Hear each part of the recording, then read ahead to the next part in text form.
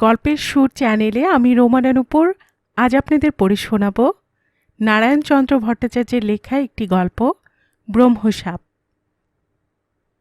গোড়া সর্দারের স্ত্রী কুশি বামুনপাড়ার চুপড়ি ধুচুনি বেচেতে গিয়া যখন শুনিল গোবিন্দ ঠাকুর শরিকি মামলায় তাহার স্বামীকে সাক্ষী মানিয়াছে, তখন সে রাগিয়া চেঁচাইয়া পাড়া মাথায় করিতে করিতে গোবিন্দ ঠাকুরের বাড়িতে উপস্থিত হইল এবং ঠাকুরের সাক্ষাৎ না পাইয়া ঠাকুরানীকে শুনাইয়া দিয়া আসিল যে তাহারা ছোট লোক, গরিব মানুষ, গতর খাটাইয়া খায়। ভদ্রলোকেরা হলপ করিয়া পরের বিষয় কাড়িয়া লইতে পারে, কিন্তু ছোট লোক তাহারা বিষয়ের ধার ধারে না। কাহারও বিপক্ষে সাক্ষ্য দিয়া লোকের মর্মান্তিক নিঃশ্বাস মাথা পাতিয়া লইতে চাহে না। সে নিঃশ্বাসের উত্তাপ সহ্য করিবার মতো শক্তি তাহাদের নাই। সুতরাং সে বামুনের দরজায় মাথা কুটিয়া রক্তগঙ্গা হইবে, তথাপি তাহার মরদকে মিথ্যা সাক্ষী দিতে দিবে না। নিজ ডোমের মেয়ের ধর্মজ্ঞানের এই আতিশয্য দর্শনে ভদ্রপল্লীর অনেকেই তাহাকে উপহাস না করিয়া থাকিতে পারিল না। কুশি কিন্তু কাহারও কথায় কান দিল না। সে আপন মনে বকিতে বকিতে ঘরে গিয়া উপস্থিত হইল এবং স্বামীর পা দুইটা জড়াইয়া ধরিয়া ব্যাকুল কণ্ঠে বলিল, হোগো, তোমার পায়ে পড়ি, তুমি সাক্ষী দিও না। আমার সব গেছে, ওই শিবরাত্রির সলতেটুকু আছে। বামুনের মেয়ের নিঃশেষ পড়লে বাছা আমার বাঁচবে না। গোড়াচাঁদ তাহার বাহুবেষ্টন হইতে পা ছাড়াইয়া লইতে লইতে বলিল, মর মাগি, কেঁপে এলে নাকি? রোদে ঘুরে তোর মাথা গরম হয়ে গেছে, যা ডুব দিয়ে আয়। কুশি তাহার পায়ের উপর মাথাটা গুজিয়া বলিল, না গো, তুমি আগে বলো, সাক্ষী দেবে না? বিরক্তভাবে গোড়াচাঁদ বলিল, আচ্ছা আচ্ছা, তাই হবে, এখন যা, ডুব দিয়ে এসে আখাটা জেলে দে। বেলা দেখছিস, দুপুর গড়িয়ে গেছে। কুশি উঠিয়া চোখের জল মুছিল এবং মাটির কলসিটা কাঁখে লইয়া ডুব দিতে চলিল।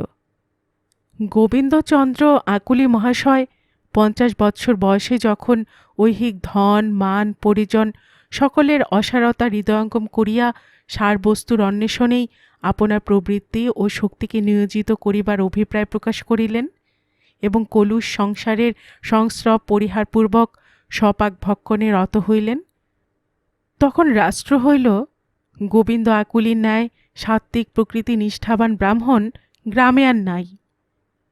তাহার গলদেশে লম্বিত রুদ্রাক্ষ মাল্য, ললাটে দীর্ঘ ত্রিপুণ্ড দেখিলে তাহাকে ভয় ও ভক্তি প্রদর্শন করিত না, গ্রামে এমন লোক খুব কমই ছিল। আকুলি মহাশয়ের চিত্ত সম্পূর্ণ বিষয় বিতৃষ্ণ ছিল এবং তিনি সর্বদাই এই পাপ তাপ পূরিত কলুষ সংসারের অসংখ্য দোষ কীর্তন করিয়া তাহার সংস্রব হইতে আপনাকে দূরে রাখিবার চেষ্টা করিতেন। কিন্তু মোহময় সংসারের এমনই কুহক যে তাহার নানা উৎপাত চারিদিক হইতে আসিয়া নিষ্পৃহ ব্রাহ্মণকে এমনভাবে জড়াইয়া ধরিত যে তজ্জন্য ব্রাহ্মণকে সময়ে সময়ে ব্যতিব্যস্ত হইয়া পড়িতে হইত। এইভাবে সংসার কর্তৃক উৎপীড়িত হইয়াও যখন আকুলি মহাশয় দৃঢ় প্রতিজ্ঞভাবে আপনার নিষ্ঠা ও পবিত্রতা বজায় রাখিয়া আসিতেছিলেন এবং লোকের নিকট প্রকাশ করিতেছিলেন যে অতঃপর তিনি এই সংসার ত্যাগ করিয়া বিশ্বেশ্বরের পদে আত্মসমর্পণের জন্য যাত্রা করিবেন, তখন জ্ঞাতিভ্রাতা অনুকূল আকুলি সহসা মহাযাত্রা করিয়া তাহার যাত্রার পথে বিষম কণ্টক রোপণ করিল। অনুকূল শিশুপুত্র ননীলাল বিধবা পত্নী এবং দেবোত্তর ও ব্রহ্মোত্তরে 16 বিঘা জমি রাখিয়া গিয়াছিল। এই 16 বিঘা জমির মধ্যে ব্রহ্মোত্তর 13 বিঘা জমি লইয়া একটু গোল ছিল। অনুকূলের বাপ কন্যাদায় হতে উদ্ধার পাইবার জন্য 7 মাসের করারে 600 টাকার জন্য এই জমিগুলি মনোহর আকুলির নিকট বন্ধক দিয়াছিলেন। এই টাকা তিনি শোধ করিয়াছিলেন কিনা কেহ জানে না। বন্ধকি ক্ষতের পিঠেও কোনো ওয়াসিল দেওয়া ছিল না এবং ক্ষতখানা মনোহরের নিকটে ছিল। তবে করারে 7 মাস অতীত হইলেও মনোহর বন্ধকি জমি স্বীয় অধিকারে আনিবার চেষ্টা করেন নাই। মনোহর নিঃসন্তান ছিলেন, সুতরাং তাহার মৃত্যুর পর তদীয় ভ্রাতুষ্পুত্র গোবিন্দ আকুলি জ্যেষ্ঠ তাঁতের সম্পত্তির একমাত্র অধিকারী হইলেন। অন্যান্য কাগজপত্রের সঙ্গে এই বন্ধকি খতখানাও আকুলি মহাশয়ের হস্তগত হইল। তিনি একবার অনুকূলকে এ সম্বন্ধে জিজ্ঞাসা করায় অনুকূল বলিয়াছিল, খতের টাকা সব দেওয়া হয়েছে, তার প্রমাণ আমার কাছে আছে। প্রমাণ যে কি তাহা অনুকূল খুলিয়া বলিল না। আকুলি মহাশয়ও খতখানাকে তুলিয়া রাখিলেন। অনুকূলের মৃত্যুর পর আকুলি মহাশয় খতখানা বাহির করিয়া অনেককে দেখাইলেন এবং এই করারি বন্ধকি কোবালায় যে বিক্রয় কোবালা স্বরূপ হওয়ায় আবদ্ধ সমুদয় জমি তার অধিকারে আসিয়াছে ইহাও বুঝাইয়া দিলেন। তবে এতদিন কেন দখল লওয়া হয় নাই এ কৈফিয়ত কাহাকেও দিলেন না। অনুকূলের বিধবা পত্নী আসিয়া কাঁদিয়া পড়িল। আকুলি মহাশয় ধীরভাবে তাহাকে বুঝাইয়া বলিলেন, আমার তিনকাল গিয়ে এককালে ঠেকেছে, এ সময় কি আমি অধর্ম করে নাবালকের বিষয় ফাঁকি দিয়ে নিতে পারি বৌমা? তবে নেহাত ন্যায্য যা তাও তো ছাড়তে পারি না। সংসারে যতক্ষণ আছি ততক্ষণ তো সংসারের মতোই থাকতে হবে। তবে তুমি যখন কাদাকাটা করছো তখন ননিকে 2 বিঘে জমি ছেড়ে দিচ্ছি। ননিও তো আমার পর নয়।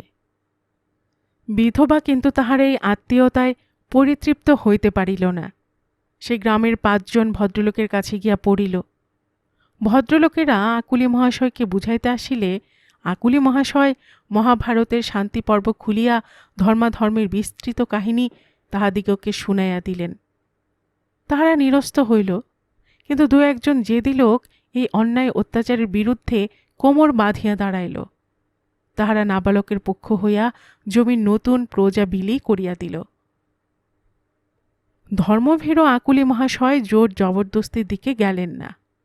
তিনি আদালতে গিয়া এই মর্মে নালিশ রুজু করিয়া দিলেন যে মনোহর আকুলির নিকট হইতে উত্তরাধিকার সূত্রে প্রাপ্ত যে সকল জমি তিনি এ যাবৎকাল ভোগ দখল করিয়া আসিতেছিলেন, কয়েকজন দুষ্ট লোকের পরামর্শে অনুকূলের স্ত্রী তাহাকে সেই সকল জমি হইতে বেদখল করিবার চেষ্টা করিতেছে। এই জমিতে মনোহরের অধিকারের প্রমাণস্বরূপ তিনি বন্ধকি কোবালা দাখিল করিলেন এবং আপনার দখল প্রমাণের জন্য কয়েকজন প্রজা, জনকতক কৃষাণ এবং পার্শ্ববর্তী জমির চাষি গোড়াচাঁদ সর্দারকে সাক্ষী মানিলেন। আগে বেতনের পরিবর্তে চৌকিদারেরা যখন চাকরান জমি ভোগ করিত তখন গোড়াচাঁদের চৌকিদারি পদ ছিল। তারপর গভর্নমেন্ট চাকরান জমি খাসে আনিয়া বেতন প্রথার সৃষ্টি করিলে গোড়াচাঁদ চৌকিদারি ছাড়িয়া জাতি ব্যবসা ও মজুরি দ্বারা জীবিকা নির্বাহ করিতে লাগিল। গোড়াচাঁদের চাকরান জমির অধিকাংশই এই সকল বিবাদী জমির আশেপাশে ছিল। তাছাড়া বর্তমানে আকুলি মহাশয়ের মজুর রূপে এই সকল জমিতে ধান রোয়া, ধান কাটা প্রভৃতি কাজ করিয়া আসিতেছে। এই জন্য আকুলি মহাশয় তাহাকে একজন প্রধান সাক্ষী মানিয়া আসিলেন। সন্ধ্যার পর কেরোসিনের ডিবার সম্মুখে বসিয়া গোড়াচাঁদ ঝুড়ি বুনিতেছিল আর গুনগুন করিয়া গাহিতেছিল, মন আমার পাখির বাচ্চা পুষবি যদি খাঁচা সার, খাঁচা সার। বাঁ হাতে লণ্ঠন ধরিয়া ডান হাতে ধরা লাঠিটা ঠকঠক করিয়া মাটিতে ঠুকিতে ঠুকিতে আকুলি মহাশয় আসিয়া ডাকিলেন, গোড়াচাঁদ, ওহে গোড়া। গোড়াচাঁদের সঙ্গীত থামিয়া গেল। হাতের ঝুড়িটা ফেলিয়া তাড়াতাড়ি বলিয়া উঠিল, কে বাবা ঠাকুর, পেন নাম হই। গোড়াচাঁদ হাত 2টা তুলিয়া কপালে ঠেকাইল। আকুলি মহাশয় উঠোন হইতে একটু অন্তরে দাঁড়াইয়া বলিলেন, কল্যাণ হোক, কেমন আছিস রে গোড়া? গোড়াচাঁদ কাপড়ের খুঁট দিয়া কাঠের খুরশিটা ঝাড়িতে ঝাড়িতে বলিল, আপনার কাঠদের চরণের আশীর্বাদে ভালোই আছি। এমন সময় কি মনে করে বাবা ঠাকুর? লাঠিটার উপর ভর দিয়া আকুলি মহাশয় বলিলেন, তোদের একবার দেখতে এলাম। দিনে তো সময় পাই না, পূজা আহ্নিকেই কেটে যায়। তাই বলি এই সময় একবার তোদের খবরটা নিয়ে যাই। সহর্ষ কণ্ঠে গোড়াচাঁদ বলিল, হ্যাঁ, তা আসবে বই কি বাবা ঠাকুর, আমরা আপনকার চরণেই পড়ে আছি। খুরশিটা উঠোনের মাঝখানে পাতিয়া দিয়া গোড়াচাঁদ বলিল, বসতে আজ্ঞা হোক। ত্রস্তভাবে আকুলি মহাশয় বলিলেন, থাক থাক, ওখানে আর যাব না, তোদের জল থল পড়ে। আকুলি মহাশয়ের কথায় তাহার শুদ্ধাচারিতার কথা গোড়াচাঁদের মনে পড়িল। তাহার মতো শুদ্ধাচারী ব্রাহ্মণ যে ডোমের ঘরে প্রদত্ত আসনে বসিতে পারেন না, ইহা জানিলেও গোড়াচাঁদ ব্যস্ততায় সে কথাটা ভুলিয়া গিয়াছিল। এক্ষণে তাহাকে বসিতে বলিয়া সে যে কিরূপ অন্যায় আচরণ করিয়াছে, ইহাই ভাবিয়া গোড়াচাঁদ সংকুচিত হইয়া পড়িল। আকুলি মহাশয় সহাস্য প্রশ্নে তাহার এই সংকোচ ভাব দূর করিয়া দিয়া তাহার ছেলেটি কেমন আছে, কাজকর্ম কেমন চলিতেছে, এখন কোথায় কি মজুরিতে কাজ হইতেছে ইত্যাদি নানা সংবাদ জিজ্ঞাসা করিয়া তাহাকে আপ্যায়িত করিলেন। অতঃপর তিনি প্রস্থনোদ্যত হইয়া সহসা ফিরিয়া দাঁড়াইয়া বলিলেন, আহা, ভালো কথা মনে হয়েছে, তোমাকে বাপু আমার একটু বেগার দিতে হবে। গোড়াচাঁদ হাত দুইটা জড়ো করিয়া সবিনয়ে বলিল, আগে করুন। আকুলি মহাশয় সহাস্যে বলিলেন, এমন কিছু কঠিন বেগার নয়। শুনেছ তো, অনুকূলের স্ত্রী 5 জন দুষ্ট লোকের পরামর্শে আমার ন্যায্য সম্পত্তি হতে আমায় বেদখল করেছে। আমি গরিব ব্রাহ্মণ, আমার তো গায়ের জোর নাই, আমার জোর ভগবান, আমার সহায় ধর্ম। কাজেই আমাকে আদালত করতে হয়েছে। কিন্তু আদালতে গেলেই তো হয় না, প্রমাণ চাই, সাক্ষী সাবুত চাই। তা আমার পাকা দলিলপত্র আছে, দরকার শুধু 2-1টা সাক্ষী। তা বাপু, তোমাকে সাক্ষীটা দিয়ে আসতে হবে। গোড়াচাঁদ চমকিত হইয়া ভীতিপূর্ণ দৃষ্টিতে আকুলি মহাশয়ের মুখের দিকে চাহিল। আকুলি মহাশয় বলিলেন, তুমি পাশের চাষি ছিলে কি না, সুতরাং তোমার সাক্ষ্যটা খুব বলবৎ হবে। আমি যে বরাবর ও জমি দখল করে এসেছি, তুমি শুধু এইটুকু বলে আসবে। আজ সমন এসেছিল, তা আমি বকলমে সই করিয়ে দিয়েছি। আসছে মাসের 7ই দিন, মনে থাকে যেন।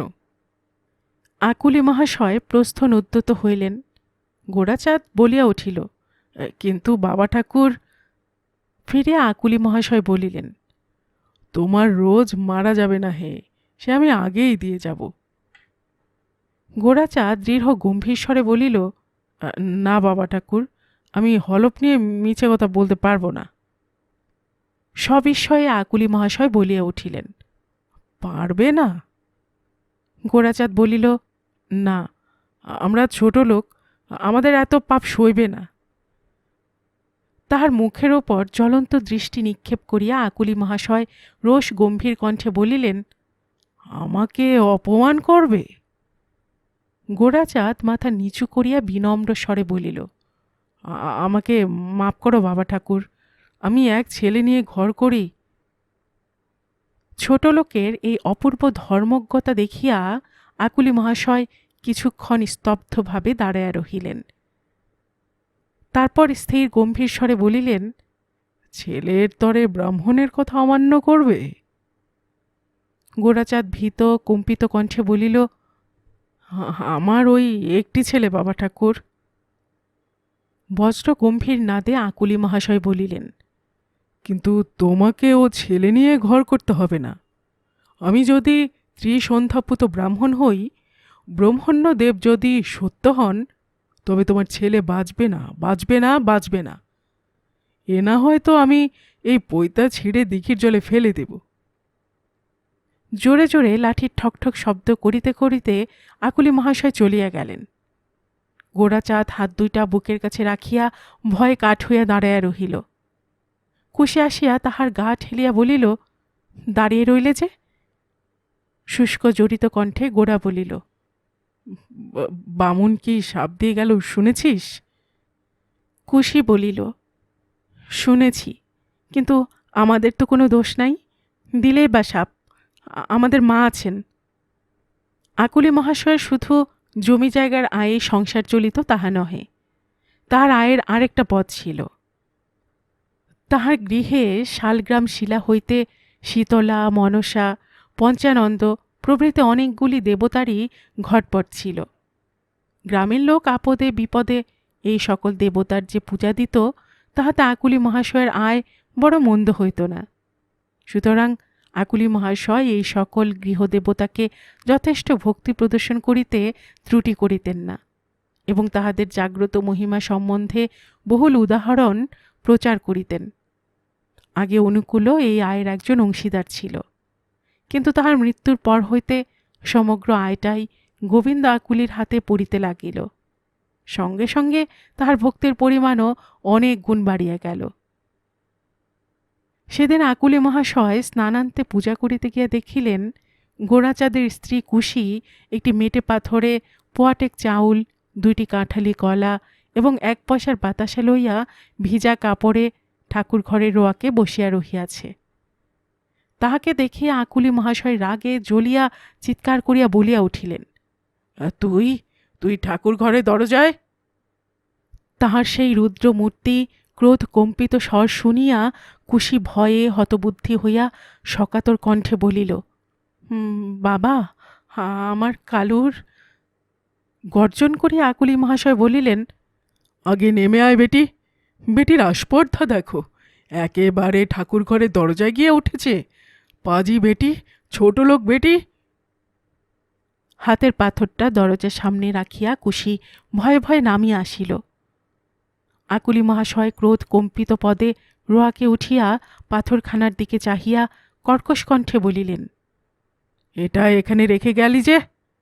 কুশি হাত 2টা জড়ো করিয়া ভীত কম্পিত স্বরে বলিল, আমার কালুকে মায়ের অনুগ্রহ হয়েছে বাবা ঠাকুর, তাই মায়ের পুজো এনেছি।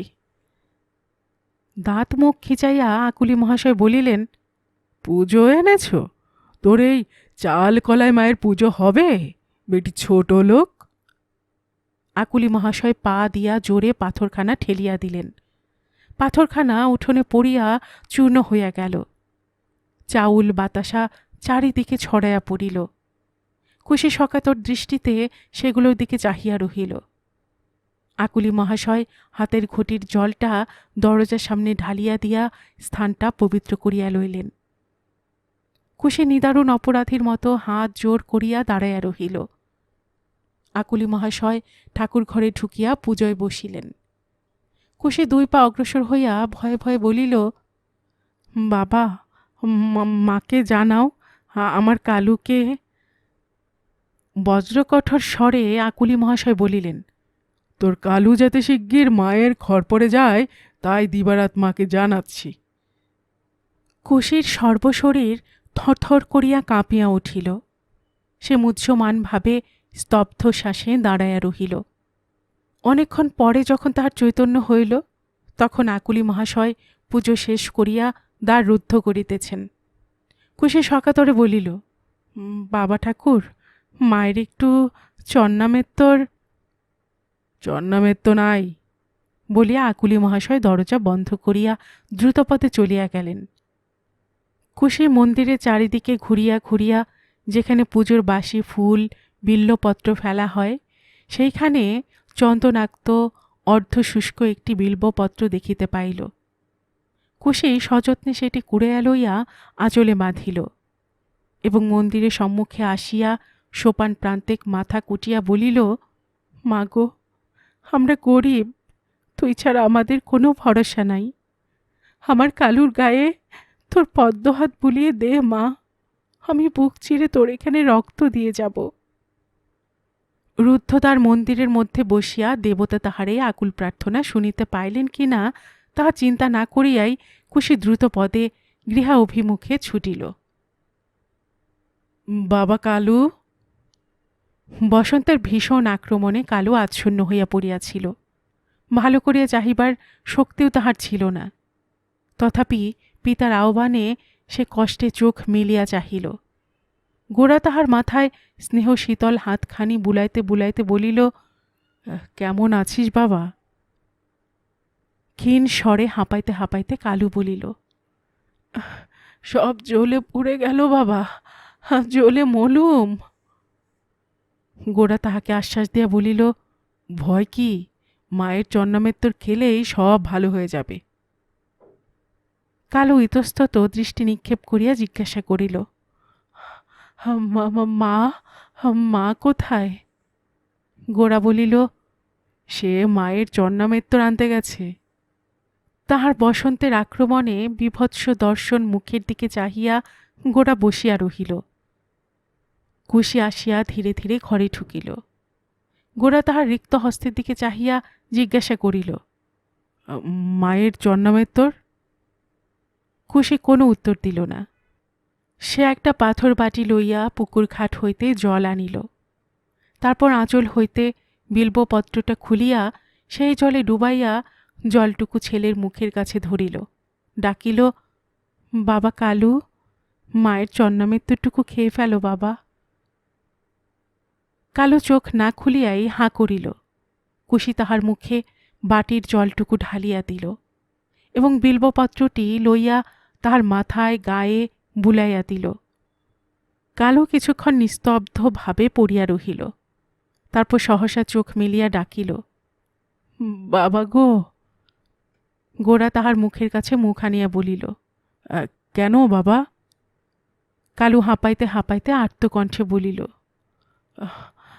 কই, জন্মামেত্তরে তো ঠান্ডা হলো না বাবা। উফ, জ্বলে মলুম বাবা, জ্বলে মলুম। গোরা বলিল, মায়ের জন্মামেত্তর খেয়েছ বাবা? মা এবার ঠান্ডা করে দেবেন, মাকে ডাকো। কালু যাতনা জড়িত কণ্ঠে ডাকিল, মা, মা গো। পাশে কুশি স্তব্ধ পাষাণ মূর্তির ন্যায় বসিয়া রহিল। হায়, কোথায় মায়ের জন্মামেত্তর? এ যে শুধু বেলপাতা ধোঁয়া জল। মায়ের জন্মামেত্তর খেলে কি এখন এত কষ্ট থাকত? হায় মা, ছোট লোক আমরা, জন্মামেত্তর পেলাম না, তাই বলে তোর দয়াও কি পাব না মা? কুশির চোখ ফাটিয়া জল আসিতে লাগিল। সে তাড়াতাড়ি চোখে আঁচল চাপা দিল। তীব্র কণ্ঠে গোরা বলিল, রোগা ছেলের পাশে বসে চোখের জল ফেলিস না কুশি। একটু চুপ করিয়া থাকিয়া কুশি বলিল, হাগা, কোবরেজ ডাকলে হয় না? কর্কশ কণ্ঠে গোরা বলিল, কোবরেজে কিছু হবে না কুশি, এ ব্রহ্মসাপ, ব্রহ্মসাপের কাছে সাক্ষাৎ শিবও কিছু করতে পারে না। কুশির বুকটা কাঁপিয়া উঠিল। গোরা পাখাখানা তুলিয়া লইয়া বাতাস করিতে লাগিল, কিন্তু বাতাসে অন্তরে জ্বালা প্রশমিত হইল না। কালু ছটফট করিতে লাগিল, আর মাঝে মাঝে আর্তকণ্ঠে পিতাকে ডাকিতে লাগিল। সহসা গম্ভীর স্বরে গোরা ডাকিল, কুশি। কুশি মুখ তুলিয়া স্বামীর কঠোর মুখের দিকে চাহিল। গোরা বলিল, কাল মামলার দিন, আমি আজ চললাম। কুশি বিস্ময়ের সহিত জিজ্ঞাসা করিল, কোথায়? সাক্ষী দিতে। মিথ্যে সাক্ষী দিতে? তীব্র দৃষ্টিতে স্ত্রীর মুখের দিকে চাহিয়া গোরা কর্কশ কণ্ঠে বলিল, আমরা ছোট লোক ডোম, আমাদের আবার সত্যি মিথ্যে কি? আমি ছেলেটাকে বেঘরে মেরে ফেলতে পারবো না। কুশি বলিল, কিন্তু আরেকটা ছেলেকে পথে বসাবে?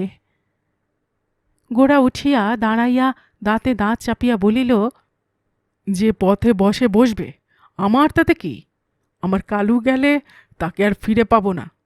আমি চললাম, তুই ছেলেটাকে দেখিস। গোরা উদ্ভ্রান্তভাবে ঘর হইতে বাহির হইয়া গেল। কুশি একটা গভীর দীর্ঘ নিঃশ্বাস ত্যাগ করিল। তাহার একবার ইচ্ছা হইল ছুটিয়া গিয়া স্বামীর পা জড়াইয়া বলে, হোগো, তুমি যেও না, যেও না। কিন্তু কালুর রোগ বিকৃত মুখের দিকে চাহিতেই সে আর উঠিতে পারিল না। কে যেন শিকল দিয়া তাহার পা দুইটাকে পুত্রের রোগ শয্যার সহিত দৃঢ়রূপে বাঁধিয়া রাখিল। গোরাচাঁদ এক প্রকার ছুটিয়াই আকুলি মহাশয়ের বাড়িতে উপস্থিত হইল, কিন্তু আকুলি মহাশয় বাড়িতে ছিলেন না। তিনি সাক্ষী সাবুত লইয়া মঙ্গলবারের বারবেলা পড়িবার পূর্বেই মহকুমা আরামবাগ যাত্রা করিয়াছিলেন। আরামবাগ প্রায় 5 ক্রোশ দূরে, সুতরাং পূর্বদিনে বাহির না হইলে যথাসময়ে আদালতে পৌঁছানো যাইবে না, উকিলের সঙ্গেও পরামর্শ হইবে না। আকুলি মহাশয় চলিয়া গিয়াছেন শুনিয়া গোরা দ্রুতপদে আরামবাগ অভিমুখে চলিল। গোবিন্দ আকুলির বাড়ির পরই অনুকূলের বাড়ি। ননির মা সদর দরজার কাছে দাঁড়াইয়াছিলেন। গোরাকে দ্রুতপদে যাইতে দেখিয়া ডাকিলেন, গোরাচাঁদ। গোরা থমকিয়া দাঁড়াইল। ননির মা জিজ্ঞাসা করিলেন, এত ছোটাছুটি কোথায় চলেছ? গোরা মাথাটা নিচু করিয়া বলিল, আরামবাগ। ননির মা বলিলেন, তুমিও সাক্ষী আছো বুঝি? গোরা একটু ইতস্তত করিয়া একটা ঢোক গিলিয়া বলিল, হ্যাঁ। তোমার ছেলে কেমন আছে? ভালো নয়। কোবরেজ দেখাচ্ছ তো? না। কোবরেজ দেখাও না, সে কি? গোরা একটু চুপ করিয়া থাকিয়া সহসা আকুল কণ্ঠে বলিয়া উঠিল, কোবরেজে কিছু করতে পারবে না মা ঠাকুর। ব্রহ্মসাপ, আমার কালুর উপর ব্রহ্মসাপ হয়েছে। চমকিতভাবে ননির মা বলিয়া উঠিলেন, ব্রহ্মসাপ? গোরা একটা দীর্ঘ নিঃশ্বাস ত্যাগ করিয়া নীরবে দাঁড়াইয়া রহিল। ননির মা বলিলেন, তুমি তো কারো ভালোই মন্দয় নাই গোরাচাঁদ, তোমার ছেলেকে কে এমন সাপ দিল? রুদ্ধস্বরে গোরা বলিল, আকুলি মহাশয়। ননির মা বিস্ময় স্তব্ধ নেত্রে গোরার মুখের দিকে চাহিলেন। গোরা তখন অভিশাপের কারণ বিবৃত করিল। ডোমের ছেলের এই ধর্মভীরুতা শ্রবণে ননির মার চক্ষু দুইটা বিস্ময়ে বিস্ফারিত, আনন্দে সমুজ্জ্বল হইয়া আসিল। তিনি কিছুক্ষণ নির্বাকভাবে থাকিয়া জিজ্ঞাসা করিলেন, তবে আজ যে আবার আরামবাগে যাবে? অশ্রু উচ্ছ্বসিত কণ্ঠে গোরাচাঁদ উত্তর করিল, ছেলেটার কষ্ট আর সহিতে পাচ্ছি না, তাই মনে করেছি সাক্ষী দেব। মা ঠাকরুন গো, ছেলের মায়া যে বড় মায়া। গোরাচাঁদের বড় বড় চোখ দুইটা দিয়া ঝরঝর করিয়া জল গড়াইয়া পড়িল। ননির মার চক্ষু তখন শুষ্ক ছিল না। তিনি আর্দ্রকণ্ঠে বলিলেন, তাই করো গোরাচাঁদ, সাক্ষী দাও। আহা, ছেলেটা যদি বাঁচে। মুখ তুলিয়া গোরা ক্ষুব্ধ স্বরে বলিল, কিন্তু মা ঠাকরুন, আপনকার ছেলে পথে বসবে। ধীর প্রশান্ত স্বরে ননির মা বলিলেন, তা বসে বসুক। আমার ছেলে না হয় পথে বসবে, কিন্তু তোমার ছেলে তো প্রাণে বাঁচবে। আমি বলছি গোরাচাঁদ, তুমি যাও, সাক্ষী দিয়ে ছেলেটাকে বাঁচাও। গোরা বিস্ময়ে নির্বাক হইয়া দাঁড়াইয়া রহিল। বামুনের মেয়ে বলে কি? নিজের বিরুদ্ধে সাক্ষ্য দেবার জন্য তাকে অনুরোধ করিতেছে? পরের ছেলের প্রাণের জন্য নিজের ছেলেকে পথে বসাইতে একটুও কাতরতা প্রকাশ করিতেছে না। গোরা একটা কথাও বলিতে পারিল না, শুধুই স্তব্ধ দৃষ্টিতে এই ব্রাহ্মণ কন্যার মহিমা প্রদীপ্ত মুখের দিকে চাহিয়া রহিল। তাহাকে এই রূপে দাঁড়াইয়া থাকিতে দেখিয়া ননির মা ধীরে ধীরে বলিলেন, আর দাঁড়িয়ে থেকো না, বেলা যায়। তুমি কিছু ভেবো না গোরাচাঁদ, আমার তাতে এক বিন্দু দুঃখ হবে না। আমি বামুনের মেয়ে, হুকুম দিচ্ছি, তুমি গিয়ে সাক্ষী দিয়ে এসো। আমি কাপড় ছেড়ে মায়ের চান জল নিয়ে তোমার কালুকে দিয়ে আসছি। আহা, ছেলের চাইতে কি আর কিছু আছে গোরাচাঁদ? গোরার বুকটা বড় জোরে কাঁপিয়া উঠিল। সে আর এই ব্রাহ্মণ কন্যার মুখের দিকে চাহিতে পারিল না। তাড়াতাড়ি মুখ ফিরাইয়া লইয়া পাগলের মতো টলিতে টলিতে গন্তব্য পথে প্রস্থান করিল। সাক্ষ্যমঞ্চে উঠিয়া গোরাচাঁদ কি যে বলিল তাহা সে নিজেই জানে না। সে তখন আদালতে হাকিম, উকিল, মোক্তার, বাদী, প্রতিবাদী কাহাকেও দেখিতেছিল না। তার দৃষ্টির সম্মুখে শুধু ব্রাহ্মণ কন্যার সেই মহিমা প্রদীপ্ত মুখখানা উজ্জ্বল হইতে উজ্জ্বলতর রূপে ভাসিয়া বেড়াইতেছিল। সুতরাং সে উকিলের প্রশ্নের উত্তরে আকুলি মহাশয় ও তদীয় উকিলের যত্ন শিক্ষিত কথাগুলো যেন সম্পূর্ণ বিস্তৃত হইয়া এমন সব কথা বলিল, যাহাতে বিবাদী জমিতে অনুকূল আকুলির দখলই নিশ্চিত রূপে প্রমাণিত হইয়া গেল। আকুলি মহাশয় মাথায় হাত দিয়া বসিয়া পড়িলেন। গোরাচাঁদ সাক্ষ্যমঞ্চ হইতে নামিয়া গৃহ অভিমুখে যাত্রা করিল। গোরাচাঁদ সাক্ষ্যমঞ্চ হইতে যখন নামিল তখন তাহার মনটা বেশ প্রফুল্লই ছিল, কিন্তু আদালতের প্রাঙ্গণ পার হইয়া রাস্তায় পড়িতেই যেন বিষাদের একটু গুরুভার মনের ভেতর একটু একটু করিয়া চাপিয়া বসিতে লাগিল। সাক্ষ্যমঞ্চে উঠিয়া অবধি সে যেন একটা স্বপ্নের ঘোরে আচ্ছন্ন হইয়াছিল। এতক্ষণ পরে সে ধীরে ধীরে জাগ্রত অবস্থায় উপনীত হইল। তাহার কালুর কথা মনে পড়িল, তাহার রোগের কথা মনে পড়িল। এখানে সাক্ষ্য দিতে আসিবার উদ্দেশ্য স্মরণ হইল। তারপর আকুলি মহাশয়ের কথা মনে পড়িল। গোরাচাঁদকে সাক্ষ্য দেবার জন্য উপস্থিত দেখিয়া তিনি কতই না আহ্লাদ প্রকাশ করিয়াছিলেন। তাহাকে আশ্বাস দিয়া বলিয়াছিলেন তাহার ছেলের জন্য কোনো চিন্তা নাই, তিনি শান্তি সস্তয়ন করিয়া মাকে জানাইয়া কালুকে আরোগ্য করিয়া দিবেন। ব্রাহ্মণ ইচ্ছা করিলে কিনা করিতে পারে, ব্রাহ্মণ মনে করিলে লোককে রোষাগ্নিতে দগ্ধ করিতে পারে, আবার মনে করিলে তাহাকে জ্বলন্ত বহ্নির করাল কবল হইতে অক্ষত দেহে ফিরে আনিতেও পারে। সুতরাং কালুর জন্য গোরাচাঁদের ভয় কি? কিন্তু হায়, গোরা এ কে করিল? সেই সর্বক্ষমতা সম্পন্ন ব্রাহ্মণের রোষাগ্নিতে ঘৃতাহুতি প্রদান করিয়া সে আপনার পুত্রের মরণের পথ প্রস্তুত করিয়া দিল। এতক্ষণ তাহার কালু কি আর আছে? ভূদেবতার বর্ধিত রোষাগ্নিতে হয়তো সেই ক্ষুদ্র বালক এতক্ষণ ভস্মীভূত হইয়া গিয়াছে। আশঙ্কার উদ্বেগে গোরাচাঁদের বুক যেন ভাঙিয়া পড়িতে লাগিল। দ্রুত চলিবার ইচ্ছা থাকিলেও অবসন্ন পা দুইটা যেন উঠিতে চাহিল না। গোরা প্রাণপণ চেষ্টায় অবসন্ন কম্পিত পা দুইটাকে টানিয়া বহু কষ্টে গৃহা অভিমুখে চলিল।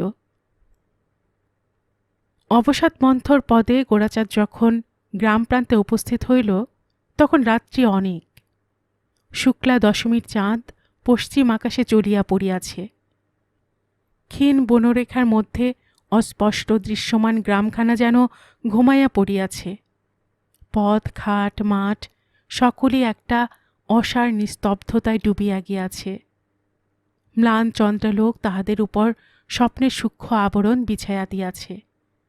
সেই স্বপ্নাবিষ্ট নিদ্রালস গ্রামখানার কোনো এক প্রান্তভাগ হইতে শুধু শোকের একটা করুণ ক্ষীণ সুর উত্থিত হইয়া যেন রজনীকে বিষাদময়ী করিয়া তুলিতেছে।